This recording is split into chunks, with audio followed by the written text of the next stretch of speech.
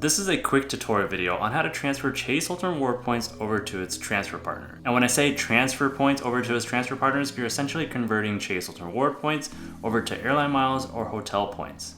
The first thing you need to know is that you need to have at least a Chase Sapphire card, either the Chase Sapphire Preferred or the Chase Sapphire Reserve, or a Inc. Business Preferred to be able to transfer points over to transfer partners.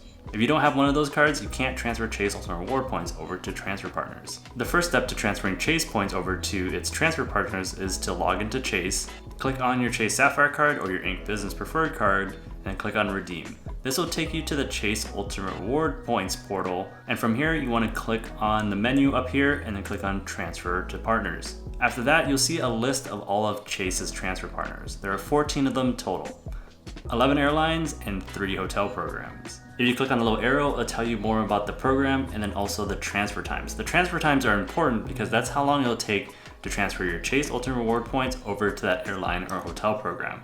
Most of Chase's transfer partners are instant, but there are a few that may take 2 to 3 business days. So the important thing to remember is that you need an account with the airline or hotel program to be able to transfer points over to them. If you want to transfer points over to Hyatt, you have to have a Hyatt account. If you want to transfer points to Air Canada, you need an Air Canada account, and you get the idea. When you're ready to transfer points, you can click on Transfer Points. This is where you'll link the airline or hotel program to your Chase Ultimate Reward points. Fill out the forms and link the accounts, and then once the accounts are linked, then you can specify how many points you want to transfer. Most of these programs require transferring at least 1,000 points. And then just follow the prompts, and then that's how you transfer Chase Ultimate Reward points over to transfer partners. A best practice is always find a award availability with an airline or hotel program before you transfer points, because once you transfer points, you can't transfer them back over to Chase. For example, if I want to use my points for a Hyatt hotel, I'll go to Hyatt.com and make sure I'm able to book that hotel room with points first, and then I'll transfer my Chase points over to Hyatt.